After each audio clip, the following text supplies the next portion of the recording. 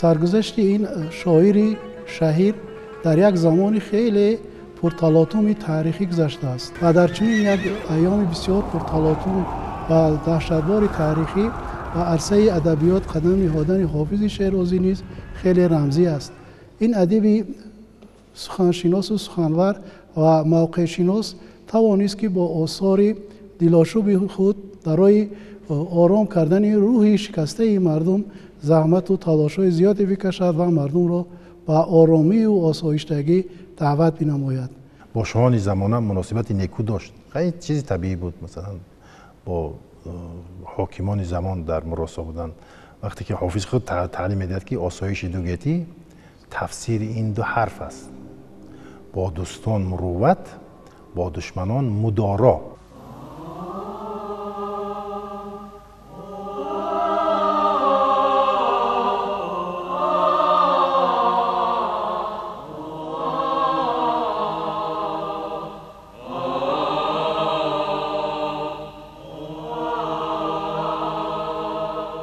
با وجود همه این خواجه حافظ شیرازی توانسته است که در غزلیات خود بیشتر از کلمه‌های اصلی تاجیکی استفاده کند. از نگاه آماری ما نظر کنیم در میابیم که اصلا واژه‌هایی که در غزلیات خواجه حافظ شیرازی استفاده شدن آنها کلمه‌های اصلی تاجیکی هستند. بوی بهبود ز افزای جهان میشنوم، شادی آورد گل و باد صبا شاد آمد. شاد زیستن و شاد بودن و از قید غم و اندوه رها بودن یکی از موضوعهای محوری غزلیات حافظ است. او انسانها را روحیه می بخشد و به زندگی دل آنها را گرم می سازد. وقتی که حافظ می خواهد که به جنبه نیکبینانه یعنی جنبه یا خوی و خصلت نیکبینانه انسان را تقویت دهد و بگوید که دنیا همین گونه به یک قرار نمیماند و هر چیزی که بدی یا سختی که بر سر انسان میآید پایانش نیکی است، پایانش به نیکی انجام مییابد، از تلمیح استفاده میکند و سرنوشت حضرت یوسف رو میآورد که برای مردم این فهمو است، سرگذشته و با همین انسان رو نیکبین میگرداند و به گونه قوت میدهد مخاطب خود رو که یعنی این سختی ها و این نوع بلاهایی که به سر او آمده است با نیکبینانه با صبوری میتواند پس سر کند. یوسفی گم گشته باز آید و کنعانم خود، کلبه احضا شود روزی گلستانم خود. ای دلی غم دیده حالت بشود دل بد مدار. در کدام حالتی که شما به دیوان شاعر مراجعت میاد، به دیوان حافظ مراجعت میاد، او شما را چه میکند؟ پند میدهد، نصیحت میدهد، در همه حالت شما را دفاع میکند، در همه حالت شما را چه میکند؟ دستگیری میکند، در همه حالت شما دل شما را تسکین میبخشد. شعر واقعی حافظ همین است که دنیا دوستداری است، یعنی که این عالم تجلی حق باشد اگر با تمام زیبایی هاشون رو باید دوست داریم. صوفی نهاد دام و سری حق باز کرد، بنیاد مکر با فلکی حق باز کرد. در پایان همین باید میگوید که ای کبک خوش خرام خوش می روی بیست غره مشو که گربه عابد نماز کرد. یعنی از نگاه حافظ انسان ها نوابسته از آن که در چه شرایط اجتماعی قرار دارند باید از عدالت از حقیقت گفتگو کنند، به هیچ وجه از باور، اعتقادات و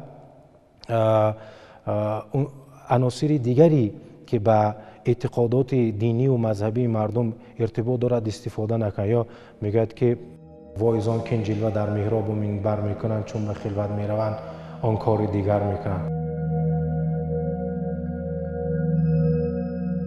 شاعران عارف را، شاعران صوفی مشرب را محققان ما از روی محصول آثارشان و غایه اشعارشان به عارفان شاعر جدا میکنند و شاعران عارف. اونها به شعر از راه عرفان وارد میگردند، اینها به عرفان از راه شعر وارد میگردند و حافظ همین است، یعنی شاعری عارف است.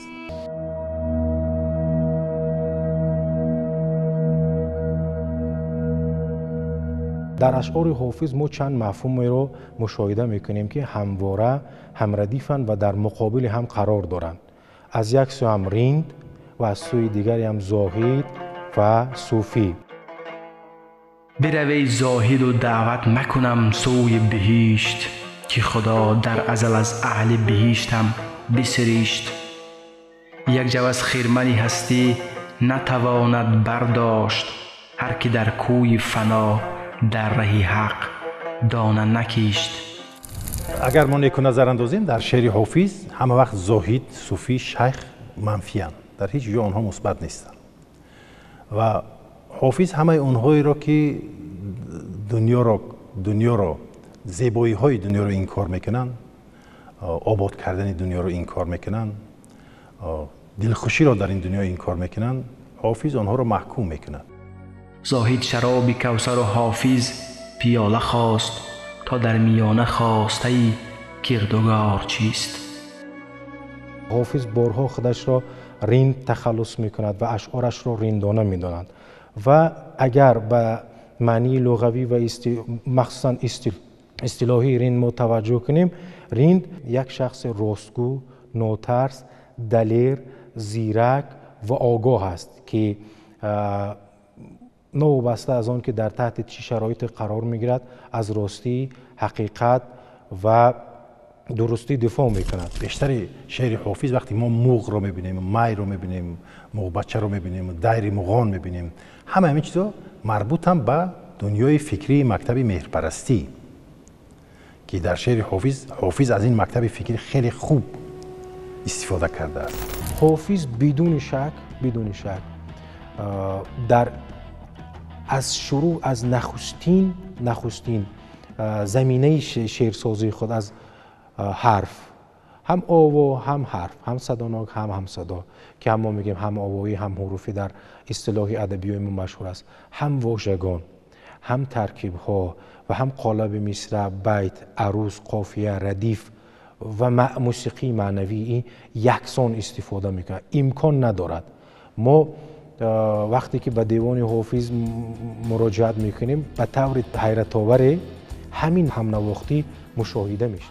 دیگر از نکاتی که در دیوان حافظ هست و همه به این اشاره میکنند این است که حافظ از حد اعتدال در استفاده از آرایه های بدیعی، واسطه های بیانی و ترفند های بدیعی دیگری است. مثلا به اندازه استفاده میکند که نه کلامش را مصنوع و متکلف میسازد، نه به آن اندازه از اینها پرهیز میکند که کلامش ساده و خشک باشند. یعنی این حد را حافظ میشناسد و از همین سبب هم وقتی که ما درباره این یا آن ابزار هنری صحبت میکنیم، اشعار حافظ نمونه بارز و نمونه به کمال رسیده همین نوعی صنعت بدیعی میباشه. مثلا میگوید که نه من از گوشه تقوا به در افتادم و بس، پدرم نیز بهشتی ابد از دست بهشت.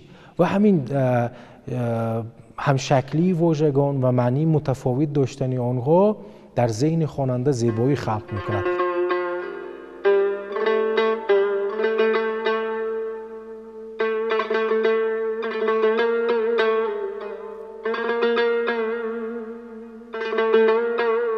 اگر به تاریخ تذکیره ها نظر اندازی میبینیم که تذکیره نویسان از دیوان یک شاعر که 20,000 بیت است انتخاباً 4-5 بیت انتخاب میکنند. یعنی که از یک حتی از بعضی دیوان ها یک بیت انتخاب میکنند، چیزی خیلی برجسته. و صاحب بر یک شاعر بزرگ میگوید که شعر حافظ شیراز شعر است که آن انتخاب ندارد، یعنی یک شعر است از شعر دیگر بالاتر نیستد. این بزرگترین بها است.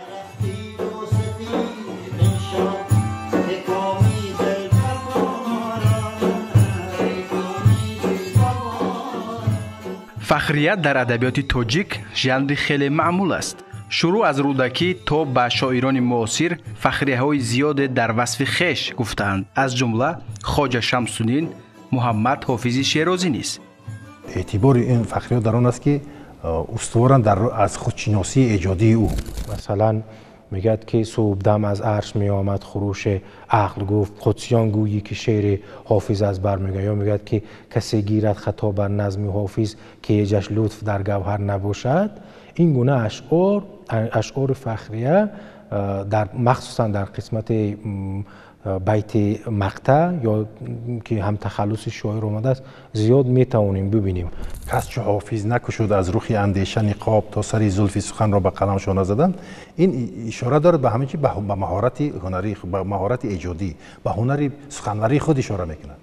یعنی تو به امروز شاعرانی که سری زلفی سخن را شانه زدن، یعنی که سخن آفریدن، هیچ کس پرده از رخسار معنی مثل حافظ که شده نتوان. مهمتر از همه آن است که حافظ شیرازی با غزلهای خود پیش از همه توانسته است که به عالمیان نازکی های سخن تاجیکی را معرفی بکند و ما از زبان شیرین و گوارا و گوشنواز غزلیات حافظ است که تمام مردم عالم شعر او را از خود میکنند و همچون یک شاعر بسیار والا سخن و گوهرشناس بودن این را اعتراف کردند و از جانب بزرگترین ادیبان و عالمان درباره حافظ نظر و اندیشه های خیلی خوب و مؤثر بیان گردیده است. حافظ پرسش یک آبنوش، آن میخانه که تو از بحر خویش بنا کرده ای گنجاتر از هر خانه است.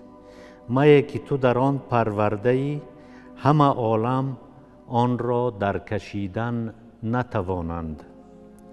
آن پرنده که نامش روزگار ققنوس بود در خانه مهمان توست.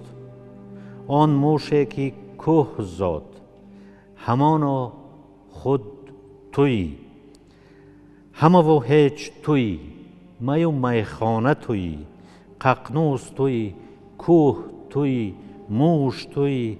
تو که همواره در خود فرو میریزی و از خود پر میکشی. ژرفترین فرو رفته ترین بلندی ها تویی. رفشنترین رفشنی ژرفاها تویی. مستی مستانه ترین مستی ها تویی. تو را به شراب چی کار؟ اعتبار حافظ نزد تذکره‌نگاران و شاعران بسیار بزرگ است. مثلا که عبدالرحمن جامی در نفحات الانس اشتباه نکنم به نقل میگوید که هیچ دیوان بهتر از دیوان حافظ نیست. مضمون این چی؟ یعنی به این اندازه به حافظ اعتماد دارن. یعنی حدودا بیشتر از 1700 نسخه وجود داشتن دیوان حافظ در کتابخانه های عالم دلیل این است که حافظ هم از نگاه شخصیت و هم از نگاه شعر بعد از خودش اعتبار کلان داشته و دیگر از این است که دیوان حافظ در مدرسه ها تعلیم داده میشه. با عنوان یک متن منتخب تعلیم داده میشه. یاد هنگام با این اثر آشنا می شود می بیند که هر واژه و هر کلمه، هر استعاره و هر تشبیه که در این سطر اشعار غزلیاتی حافظ هست برای وی خیلی نزدیک و خیلی آشنا، خیلی دلگرم کننده و جالب به نظرش می نماید و آهسته آهسته گیات اینقدر سخت وارد می شود به دیوان حافظ که تصمیم می گیرد که در پاسخ به دیوان حافظ دیوان با نام که بدتر با نام دیوان غربی و شرقی در جهان معروف گشت انشا کنند. یکی از مهمترین ویژگی های غزلیات حافظ شیرازی این بیان افکار بسیار معجز توسط استفاده مجاز است. سحر چون خسروی خاور علم بر کوه ساران زد، به دستی مرحمت یارم در امیدواران زد. چو پیش صبح روشن شد که حال مهر گردون چیست، برآمد خنده خوش بر غروری کامگاران زد.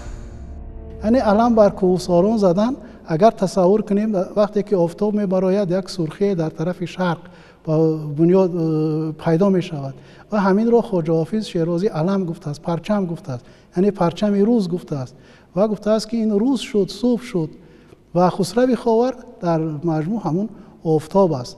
یعنی خاور در اینجا وقتی که به معنی خسرو و خاور رو همنشین میکند، خسرو معنی شاه است، شاه بالانشین است و آفتاب هم همیشه از بالا نمایان میگردد. شعر حافظ سرتاپا شعر استعاری هست، شعری پر از راز و رمز و پنهانگویی ها هست که آن را نمی شود به سادگی به زبان دیگر ترجمه کرد.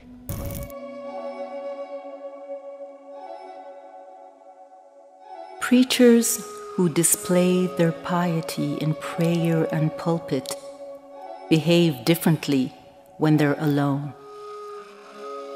It puzzles me. Ask the learnt ones of the assembly. Why do those who demand repentance do so little of it?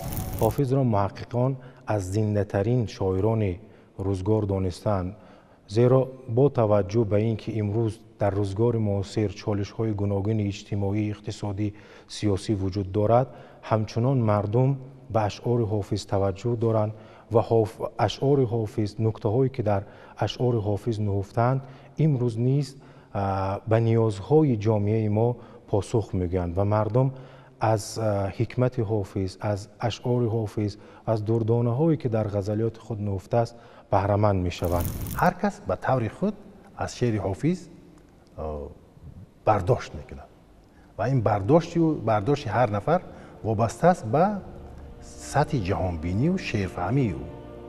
اگر یک نفر از حافظ یک شاعر صرف مذهبی می‌تراشد، یعنی دنیای او همان است. دیگری از حافظ یک حافظ شادخواره می‌سازد، دنیای او همان است. و حافظ پاسخگوی همه دنیای معنوی انسان هاست. یعنی این همه انسان ها با تمام دنیای معنوی مختلفی خود میتوان از شعر حافظ چیزی بهره بردارن. یعنی وابسته به همون دنیای جهانبینی خود، وابسته به دنیای خود شعر حافظ رو درک کنن، خلاصه برن و هر کدام اون در موقع خود بیا که حق است. و ماندگاری غزلیات حافظ شیرازی و مشهور گردیدن آن هم در همین است که او سخن والای توجیکی رو در غزلیات خود به طور فراوان استفاده برده است. راز ماندگاری کلام حافظ در ظرافت و بدیعیاتی که در زبان حافظ نهفته است.